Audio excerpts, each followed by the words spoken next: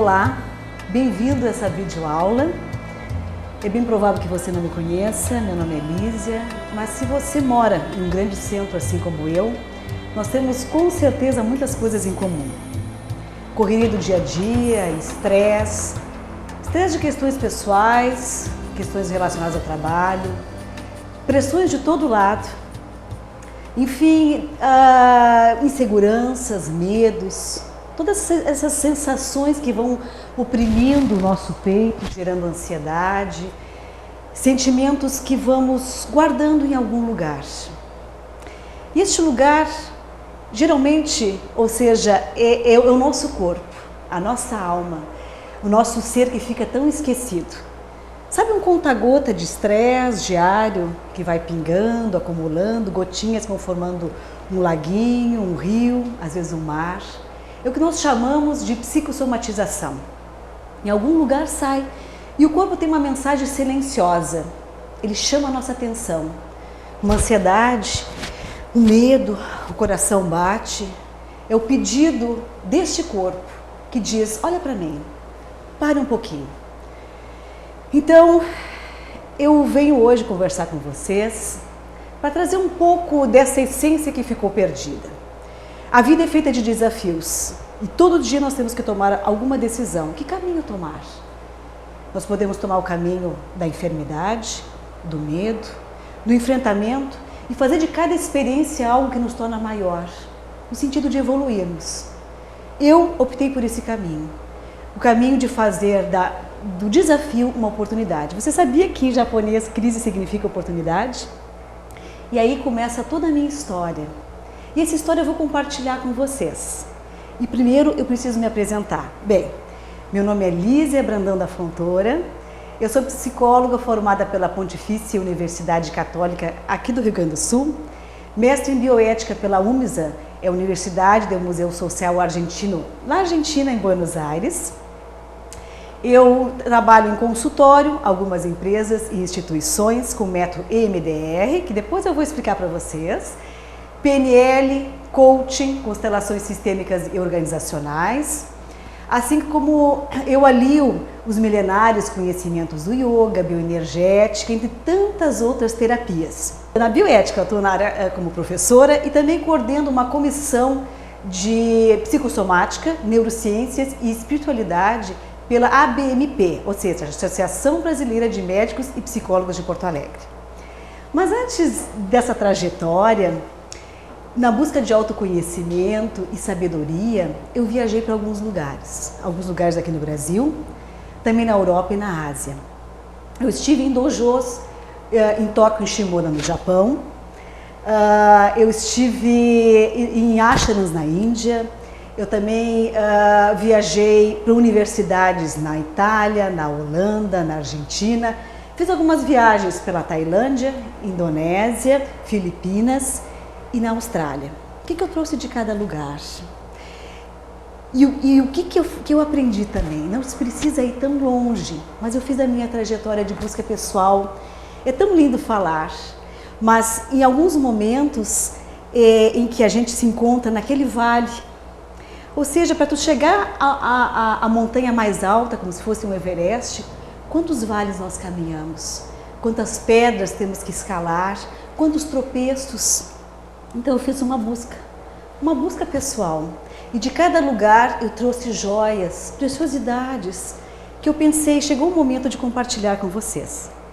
Lá no Japão, no dojo, eu conheci pessoas de uma sabedoria, de uma postura de vida que me tocou profundamente. De forma resumida, eu vou falar sobre o Hara, ou seja, esse centro de energia que fica 4 dedos abaixo de um umbigo e que nós ocidentais, colocamos toda a força e energia aqui, para cá, para o nosso cérebro. Muita tensão nos ombros, tensão nos olhos, pensamos demais, pouca energia aqui. E lá tivemos um treinamento maravilhoso. Nós escalávamos montanhas, nós acordávamos, nós não sabíamos direito o que nós íamos fazer. Tinha dias que nós comíamos muito, pouco, tudo ao mesmo tempo acontecendo, a mente ficava sem saber o que fazer, nós perdíamos controle. E quantas pessoas adoeceram justamente porque não tinham mais controle? mas era o que? Era a vida, era você sentir. Nós passamos então nesses dojos, sentindo, mergulhando nesse conhecimento do Oki Sensei, que eu busco de forma muito simples trazer isso para você e honrar. Na Índia, eu aprendi sobre a meditação, sobre o silêncio, sobre algo que vai muito além da mente. Tem algo divino dentro de nós. Algo que a mente nós temos que agradecer, honrar também, mas existe algo de nós, algo dentro de nós que transcende. E eu só posso passar isso. Eu posso dizer que existe um caminho para chegar até lá. Na Holanda, numa universidade, eu aprendi sobre a psicologia dos Budas. Salas de teatro, entre tantos outros tipos de terapia muito intensas, em que eu vesti meu próprio personagem. Tinha momentos que eu me emocionava, momentos que eu ria de mim mesma, momentos que eu fazia trocas com pessoas do mundo todo. E como é rico isso! É como sair do teu próprio aquário, do teu mundo, e mergulhar num oceano. Quantas coisas por aprender, quantas culturas diferentes por viver, quantas coisas perceber que, meu Deus, de outra forma pensa aquela pessoa que mora no outro lado do mundo e está ali convivendo conosco, fazendo terapia. Foi algo muito precioso e eu aprendi ali que devemos celebrar a vida. Que a terapia não precisa ser algo doloroso, algo... Ele tem um momento de celebração e um momento também de introspecção. Na Itália, berço da civilização, das artes, da história, aprendi a apreciar o sabor dos pratos, o sabor da comida. As famílias se reúnem e é todo aquele convívio familiar, como é importante, como é precioso perceber que está nos detalhes, na simplicidade da vida, aquilo que nós devemos extrair dela para a nossa felicidade. Na Argentina, eu aprendi sobre a bioética. E eu fiquei imensamente feliz de saber que a minha caminhada foi uma caminhada bioética. Na Tailândia, na Indonésia, Filipinas, o amor é o caminho da transformação. A melhor terapia se chama amor. Na Austrália, a natureza te convida a mergulhar dentro dela. Então, o título da minha palestra é Desenvolvendo o seu poder pessoal. E eu pergunto para você, que está aí me observando, uma imensa gratidão por você estar me escutando, o que é poder para você?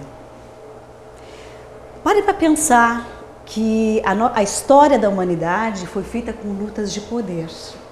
Quantas vidas, quantos sonhos, quantas situações vividas pelas pessoas num passado, às vezes longínquo ou recente, em busca de poder.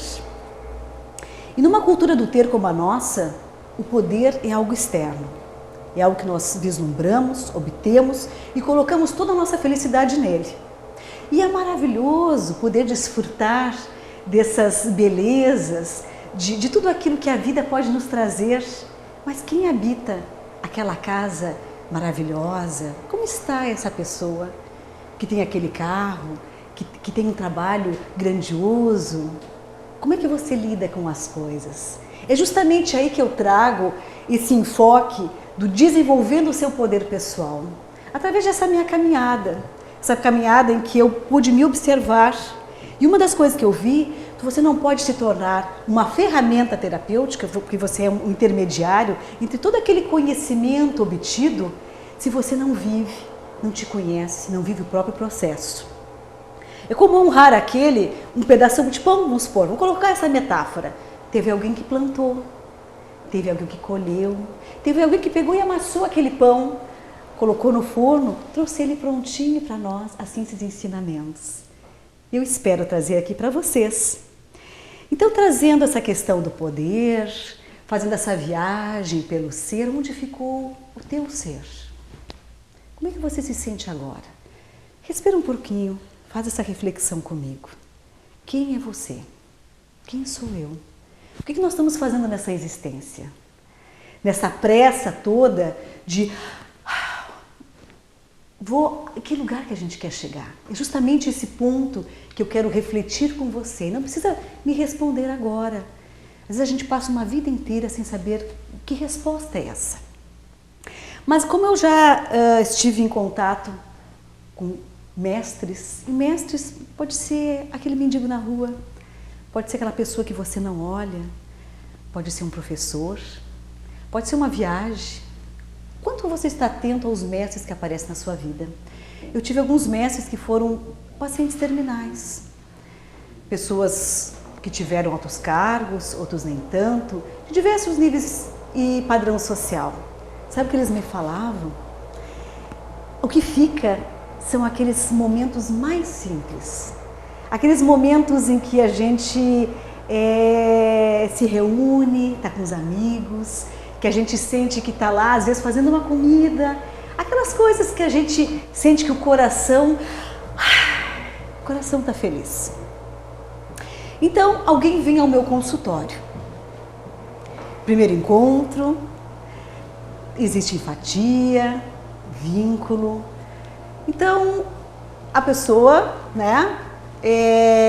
decide continuar e ela me entrega uma chave. Essa chavezinha, ela me entrega, eu estou colocando como um símbolo da confiança depositada em alguém que vai cuidar das nossas feridas.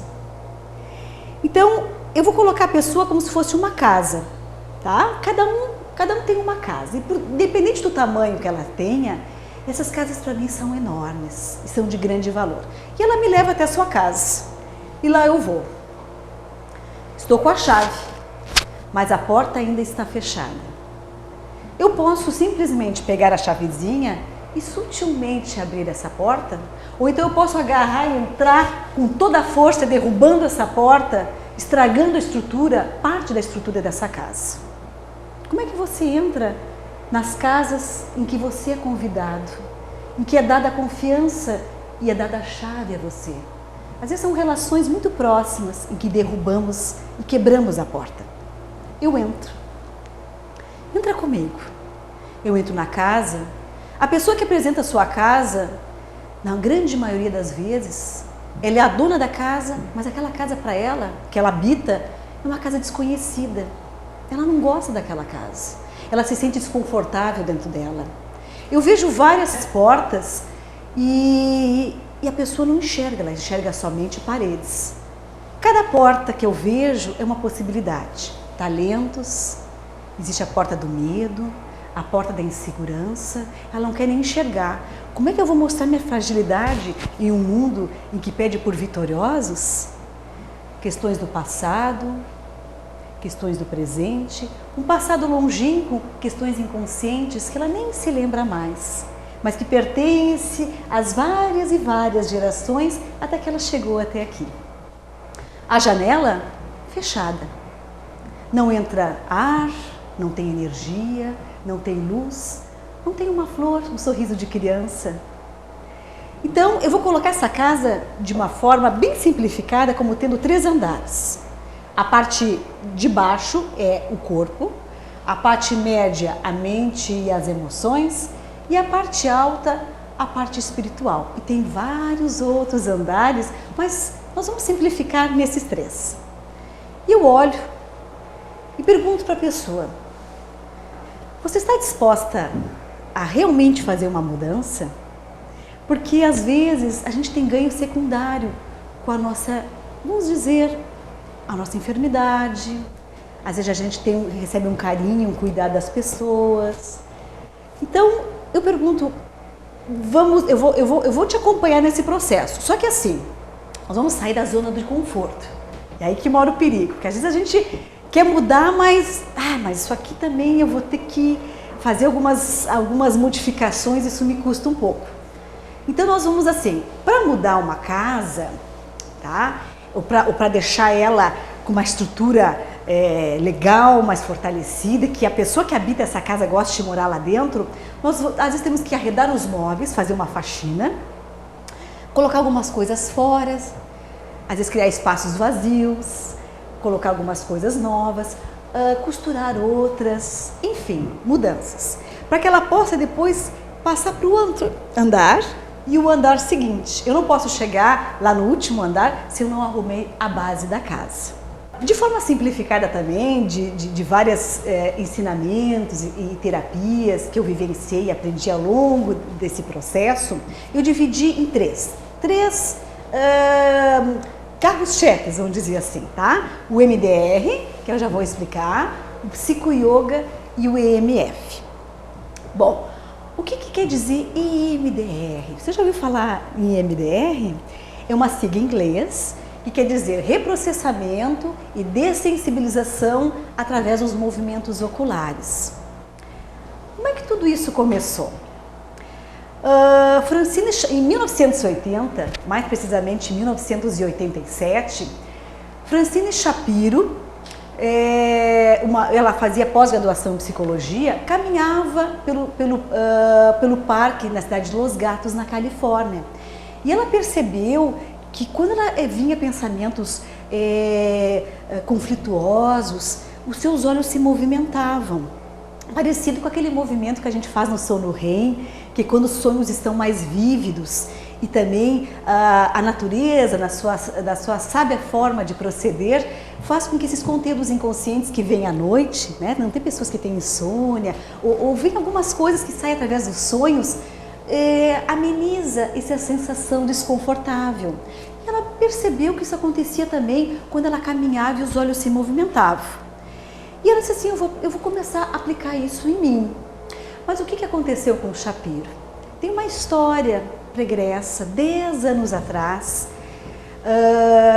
em Nova York, ela terminava um doutorado em literatura. E ela, encantada com os personagens, com todo mundo, aquele mundo da literatura e que casa muito bem com a psicologia, porque ela via, nossa, como tem ligação, né? Cada personagem ele é criativo, ele cria o seu próprio enredo de vida. Ela recebeu a notícia que estava com câncer e isso abalou muito a sua estrutura. Quem de nós não se abalaria? E como é desafiador este momento, e aí também está o grande ensinamento, porque a partir desse momento toda a existência dela mudou. Isso acontece também com vários pacientes que passam por esse aprendizado e que eu tenho observado a grandiosidade da mudança dessas pessoas também. Mas também não precisa, às vezes um pequeno toque, a gente pode mudar com os ensinamentos da vida. Mas, retornando, depois de um tempo ela estava curada e os médicos disseram, você tem um percentual de chance de voltar a ter essa doença. Ela buscou então na psicologia, na fisiologia, ligações, essa íntima ligação do emocional, da mente com as emoções. E mais tarde ela começou, ela também, a fazer workshops para as pessoas, para que elas se dessem conta do efeito devastador do estresse no nosso corpo, na nossa vida. Por que acontece? O estresse, esse efeito continuado, um pensamento, uma sensação, isso aí diariamente a gente percebe que a gente tem o estresse, e tem o estresse positivo de estresse, e tem o estresse aquele que nos coloca numa situação de luta ou fuga. Mas esse efeito continuado do estresse, ele estimula, tá, as glândulas suprarrenais que liberam adrenalina.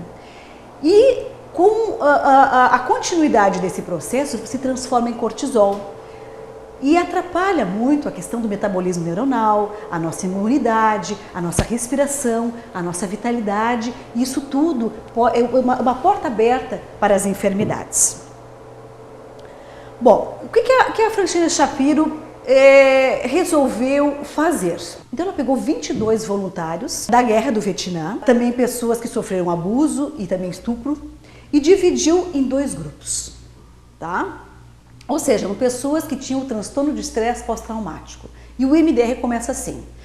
Num grupo, o grupo recebeu a terapia MDR. No outro grupo, ele só falava, né, do seu trauma, do que havia acontecido em detalhes. E ela ficou admirada da diferença no resultado, porque a aplicação com o MDR era muito mais rápida e eficaz. E por questões éticas, depois ela tratou os que não receberam essa terapia com o MDR. E nós temos que ser muito éticos nesse sentido, né? Existem terapias que são somente por uma escuta e você tem a liberdade de fazer essa escolha de um caminho mais longo. É que durante 120 anos nós nos acostumamos a pensar nessa questão da conversa, do desabafo, que isso é um processo terapêutico criado por Freud e que nós temos que honrar.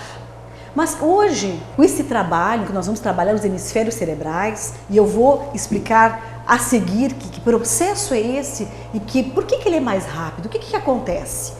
Então nós vamos trabalhar um pouquinho, eu vou explicar um pouquinho de uma forma superficial, tá? Porque esse estudo mais aprofundado e científico, que eu tenho esse material, eu posso ofertar para vocês num outro encontro, ele existe, tá? Ele tem uma fundamentação.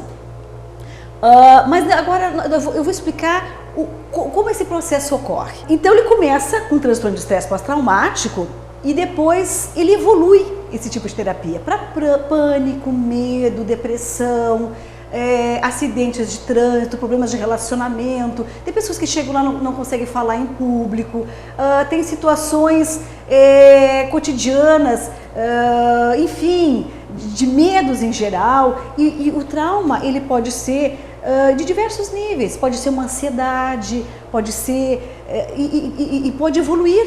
Eu não citei casos de veteranos de guerra, casos de abuso sexual, de estupro, enfim, coisas que mexem profundamente. E imagina uma pessoa que ela sofreu um abuso, ela falar, repetir cada vez aquele processo, sendo que o MDR, eu posso tratar. Por quê? Eu posso tratar de uma forma que a pessoa me traz a situação e ela expõe dentro daquele protocolo do MDR, que ele é dividido em 8 etapas, o essencial. Tá? Eu vou lá no hemisfério, nós vamos pegar as crenças, eu já vou explicar, porque você deve estar curioso, como é que isso ocorre? Sem falar muito, e isso ocorre diariamente no meu consultório. E a certeza de estar aqui, de poder transmitir para você, e falando, desenvolvendo o seu poder pessoal, é porque é aquela chavezinha. Às vezes a pessoa está presa numa situação uma vida inteira. Você quer estar preso numa dor? Às vezes eu fico pensando, meu Deus, tem terapias tão maravilhosas, eu agradeço essa possibilidade de ofertar para as pessoas.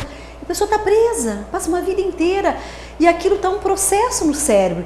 E de repente ela muda, as coisas fluem. É como se tivesse uma pedra, a água passa, ela funciona, ela sobrevive, ela lida com as situações, mas vamos imaginar se eu tirasse essa pedra.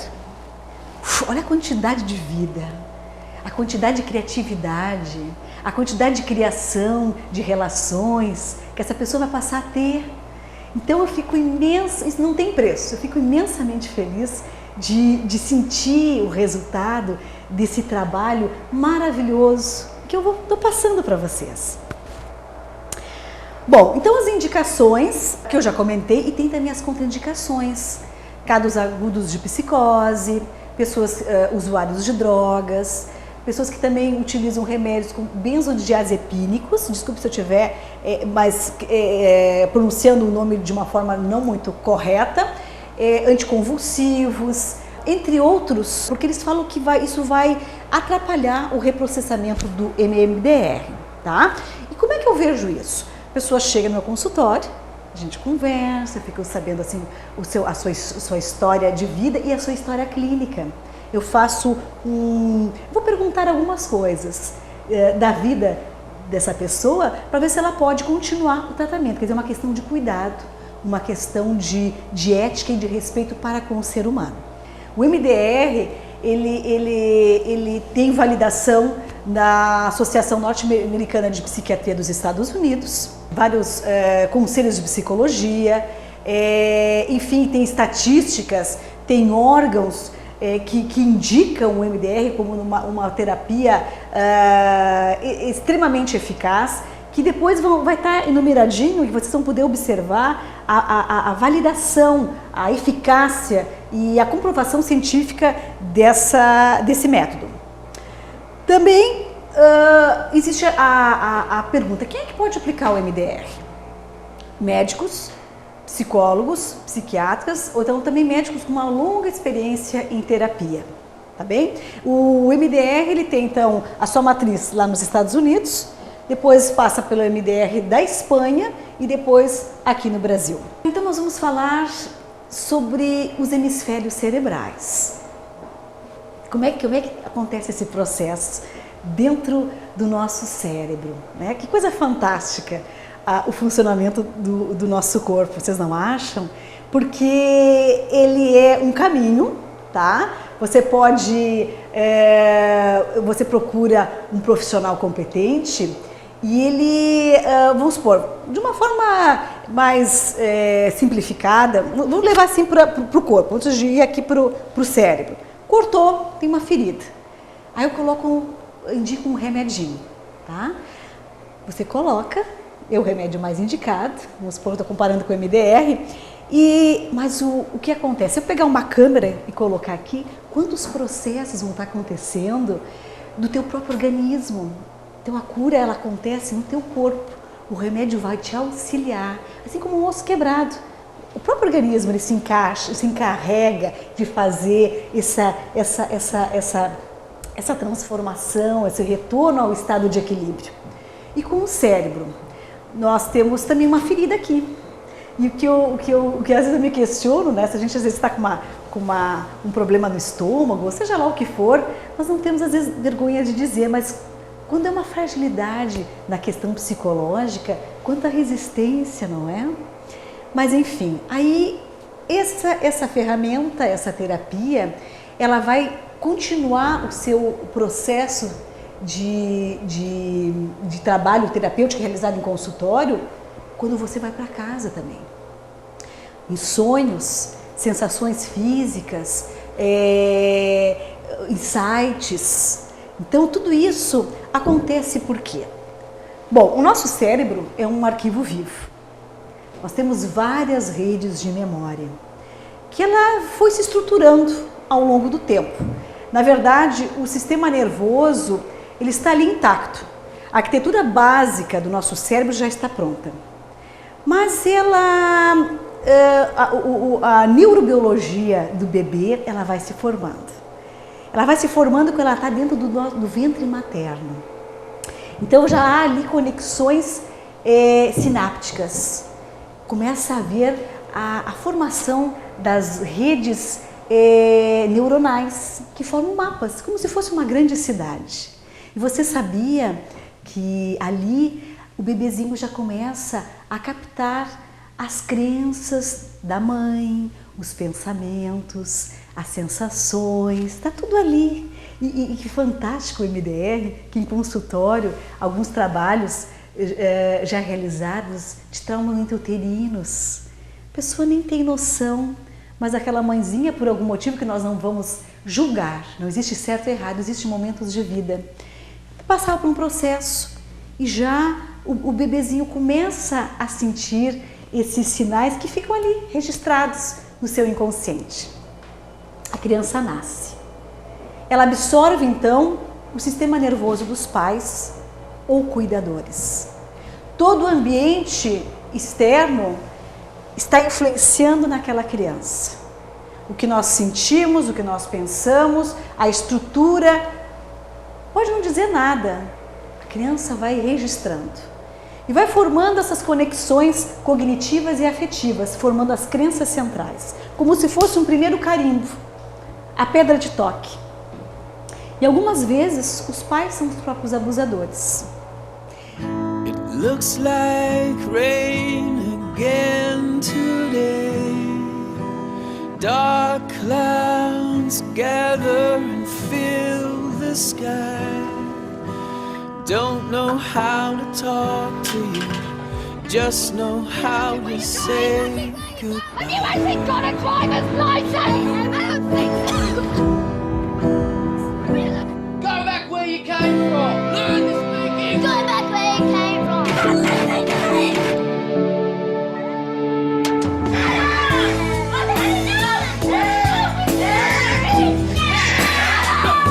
Is that what you think?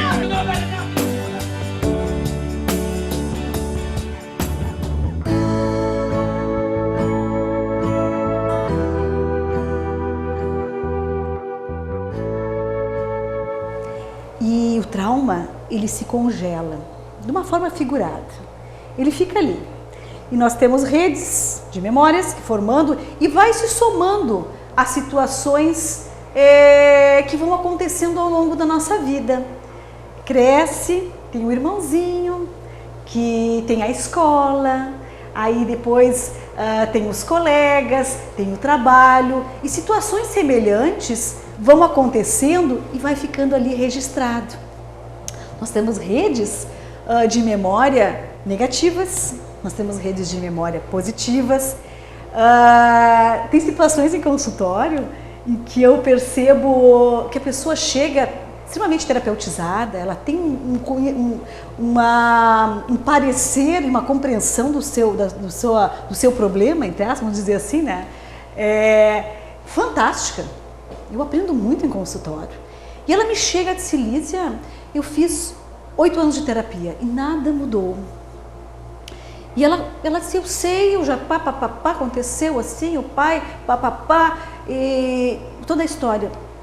Então, não foi trabalhado ainda, daí eu vou trazer a eficácia do MDR, honrando as demais terapias, cada uma ao seu tempo, que não foi trabalhado ali o cérebro da rede de memória emocional.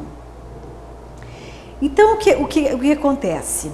Nós temos no cérebro os hemisférios cerebrais, que são 2 entidades juntas, mas que funcionam de forma independente. Está aqui o hemisfério esquerdo, o hemisfério direito, o corpo caloso. Então, o hemisfério esquerdo, né? E você sabe que ele funciona de forma cruzada, né?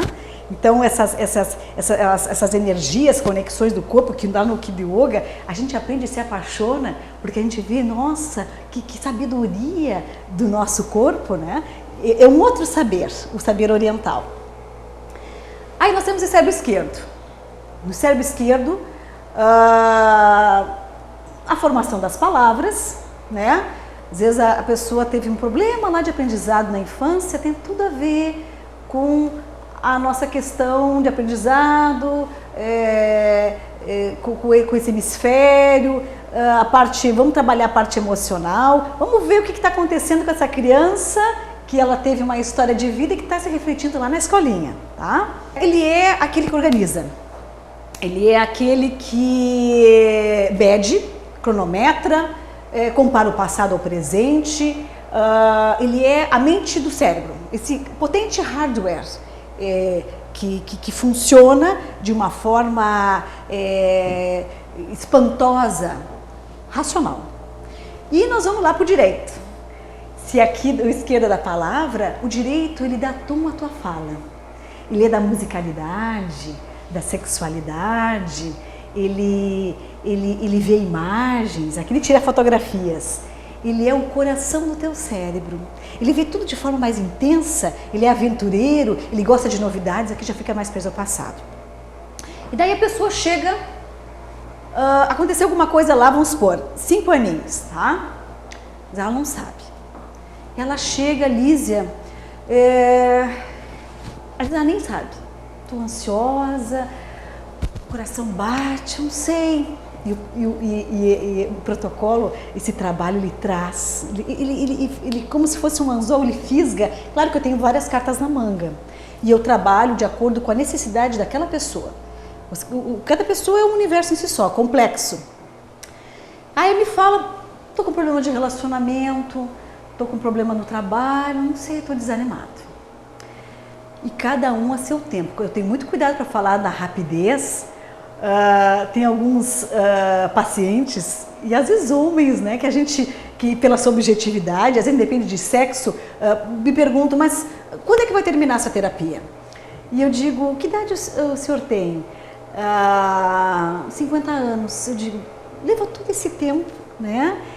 Vamos ter um pouquinho de compaixão, que no momento certo esse processo acontece, porque às vezes o nosso emocional, o nosso racional, que é tudo para ontem, e isso não é uma compra que, olha, entrega a mercadoria em tal dia, às vezes a pessoa quer e o emocional pede um pouquinho de tempo, de cuidado, está fragilizado, e às vezes a gente tem dificuldade e paciência de esperar esse processo acontecer naturalmente. Mas então, voltando.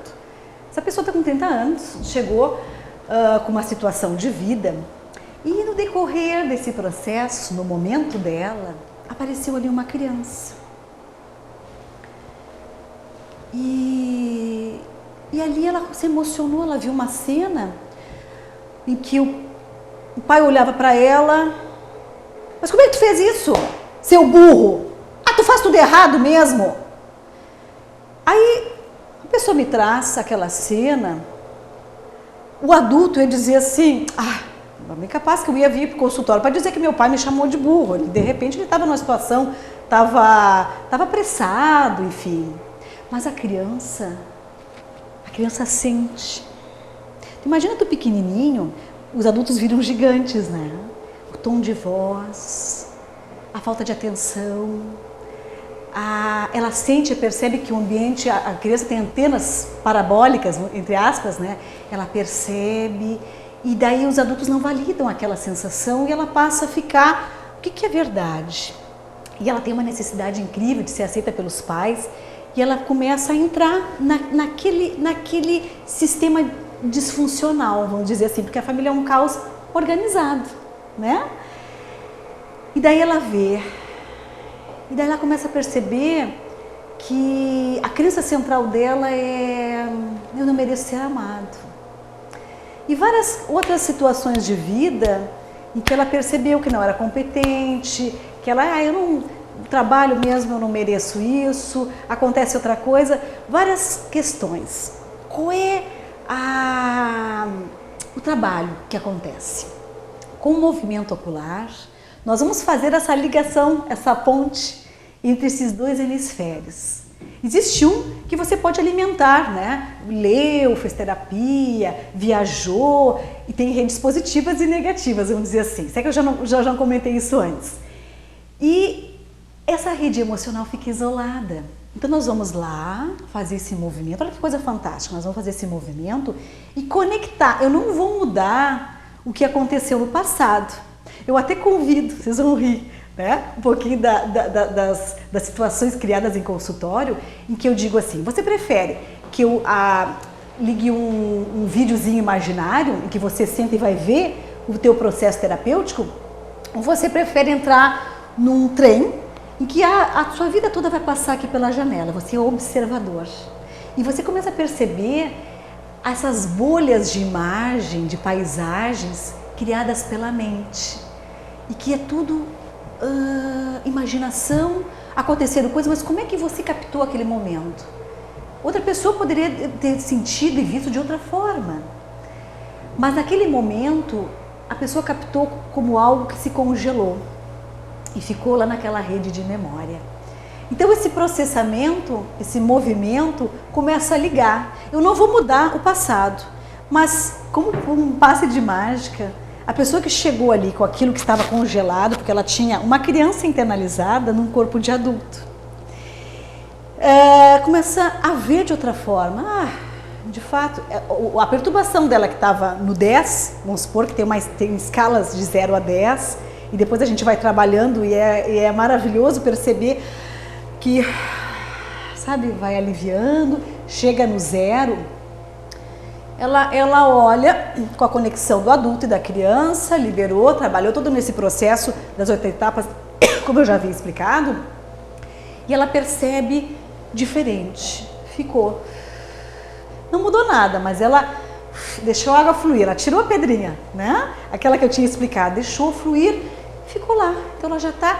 E também é maravilhoso saber que as conexões sinápticas que estavam ali trancadinhas, né, no cérebro, começam a fazer novas conexões. Não se assuste, você ficar mais talentoso, mais criativo, o corpo começar a soltar. É todo um processo que vai acontecendo naturalmente no cérebro. No consultório eu também utilizo, eu vou trazer um pouquinho desse universo que eu andei transitando em algumas viagens. E a viagem também acontece, a principal viagem acontece dentro de nós, você não precisa ir tão longe. Essa é a minha história de vida, tá? Mas eu descobri que aqui no coração reside todos os lugares. Aqui no teu coração é o teu templo. Então, como é que você nasce? Não é por um sopro, uma respiração. Quando a gente se despede dessa vida, não é o último respirar. E essas coisas sutis ficaram aonde? Mas o oriental não. O oriental, ele observa cada respiração. Cada movimento você começa a ficar atento nessa presença do agora.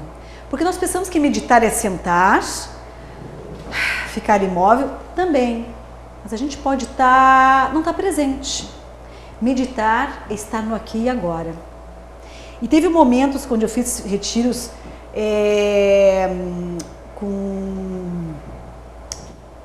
com alguns mestres, são tantos que se eu falar o nome eu vou esquecer de tantos outros.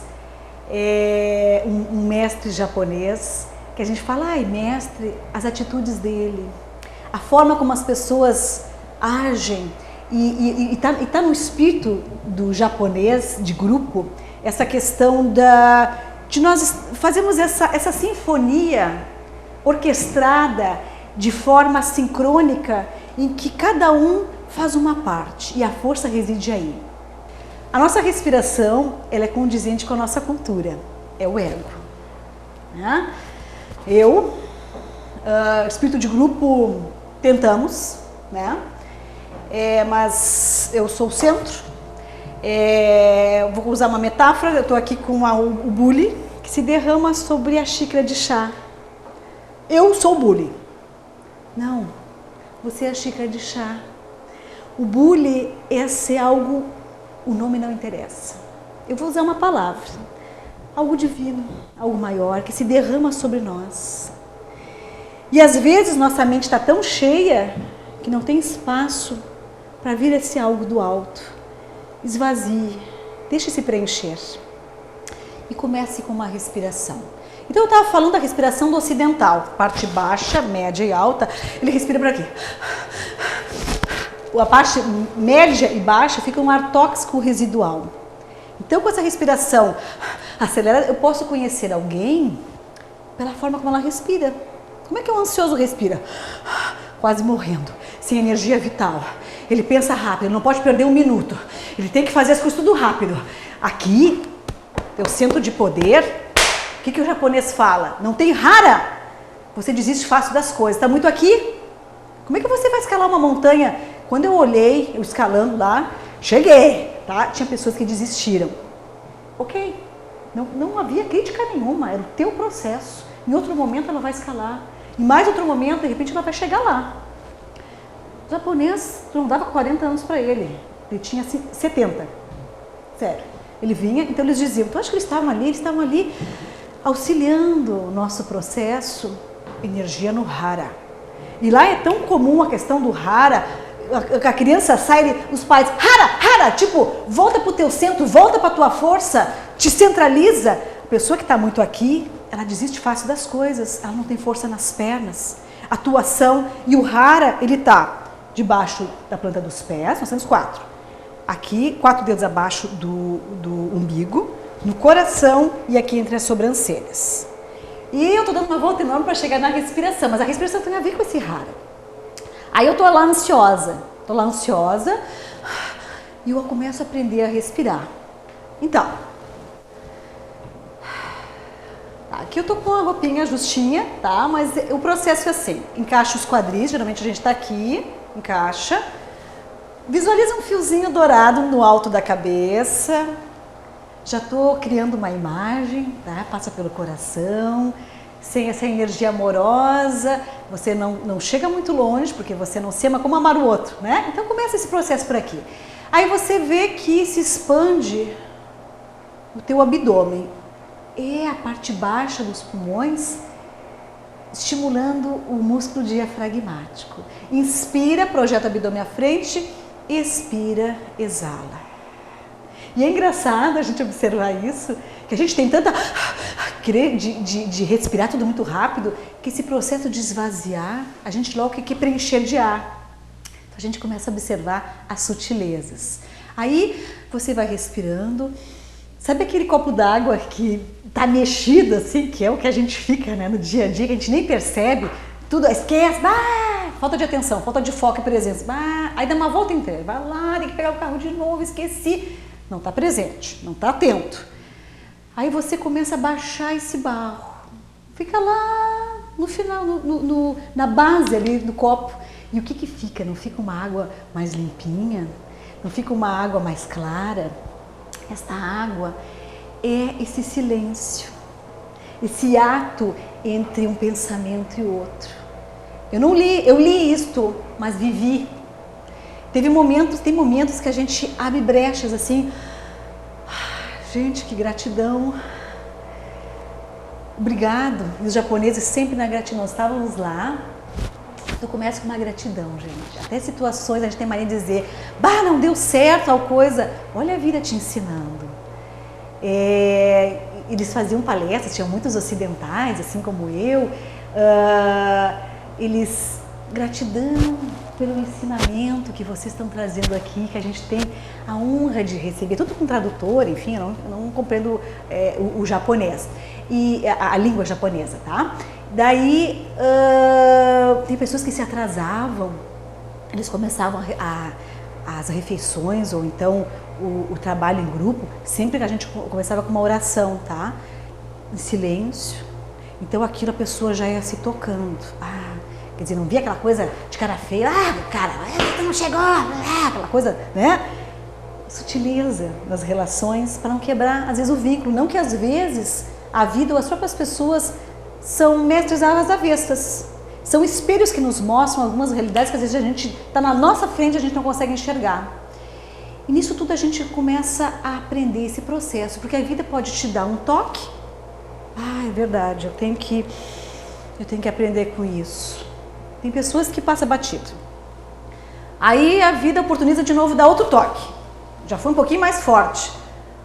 Tem gente que aprende, tem outros assim, né? E de repente, ela vai tanto nesse automático, nessa inconsciência, passa um caminhão. Figurado. Ela cai.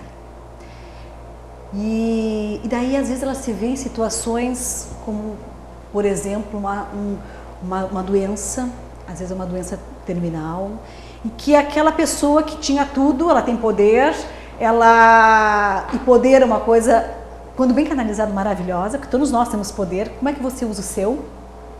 Ela se vê no hospital. Isso eu digo também porque eu já vivenciei situações em que a pessoa está lá e ela continua ainda, né? Com a figura de autoridade dela, as pessoas estão ali cuidando dela, pessoas que ela nem olhava, fazendo a higiene, atendendo, e ela, até um momento que, olha como a vida, ela te dá a oportunidade para que você perceba que existe, tudo está interligado. O arbusto pequenininho, ele não briga com o mais alto, eles só são diferentes e um precisa do outro. De repente, aquela pessoa que montou um grande empreendimento, o que seria dela se não tivesse aquelas pessoas ali para gerar aquele movimento que ela criou, oportunizando um trabalho? Então, essa consciência, ela já, pela minha observação, porque essa é a minha verdade, eu fui lá, observei, é a minha lente, não quer dizer que seja assim, né? Ela já está mais na consciência de alguns povos, de alguns lugares em que esse trabalho em equipe ele se fortalece. E quando eu for fazer uma coisa, e acontece, né, gente? A gente não vai estar todo dia, mas que você seja o seu observador. Então, às vezes, eu não vou supor, se eu estivesse aqui, sem muita vontade de falar, que também pode acontecer, mas eu estou aqui inteira, mas eu uso a máscara, que é uma máscara social, porque nós temos vários papéis, né? Papel de mãe, papel de professora, papel de psicóloga, papel de amiga, e cada um deles eu sou diferente. E se eu não estou inteira, o meu corpo ele fala, o meu olhar, o outro sente.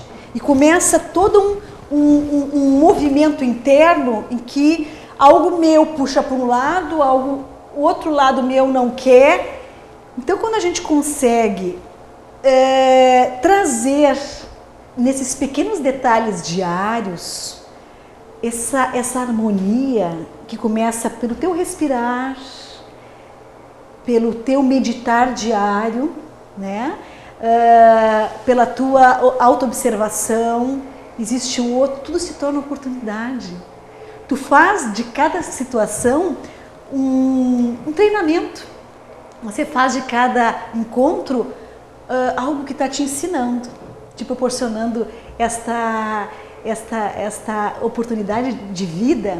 Eu vou trazer alguns livros, O Pensamento como Sistema, que se não me engano do Bon, em que ele fala que nós nos sentimos muito originais e que nós somos fruto de um sistema, nós pensamos como a forma que pensa determinada cultura, aquilo que nos envolve e que nós nos apegamos àquilo que conhecemos, a essas referências. Tem outro livro, A Lógica do Cisne Negro, fantástico, em que ele passou por situações em que ele vivia em um país em guerra. Isso não é um passado distante, está acontecendo aí, né? Nós vemos as guerras no sentido literal, e guerras, pequenas e grandes guerras internas e nas relações, mas ele viveu essa situação.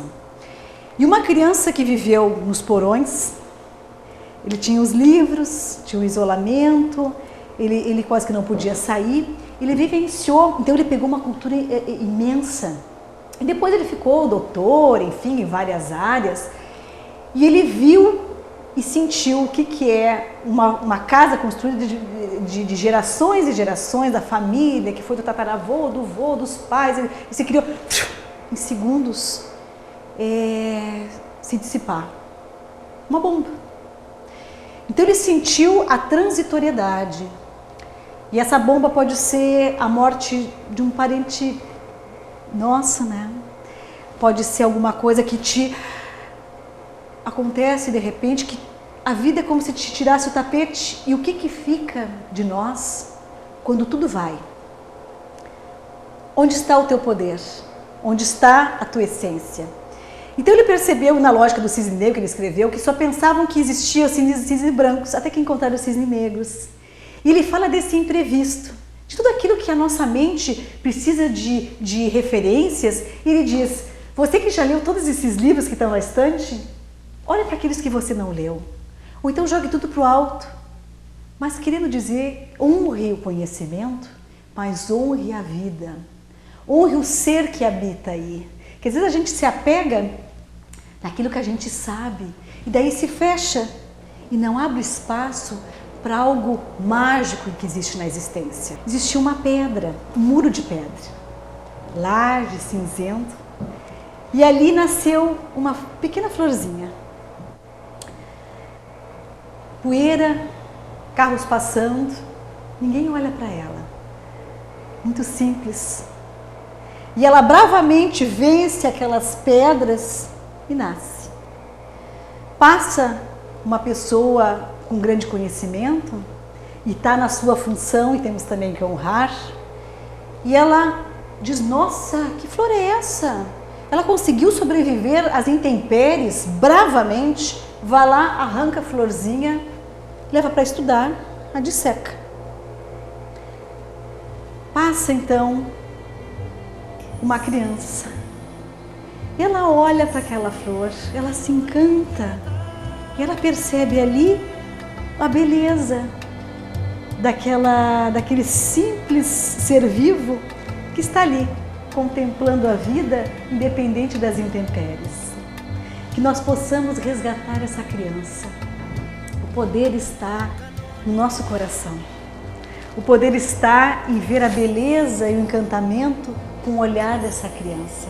Vamos fazer esse caminho de volta. Vamos começar a olhar para nós com mais generosidade. Muito obrigada.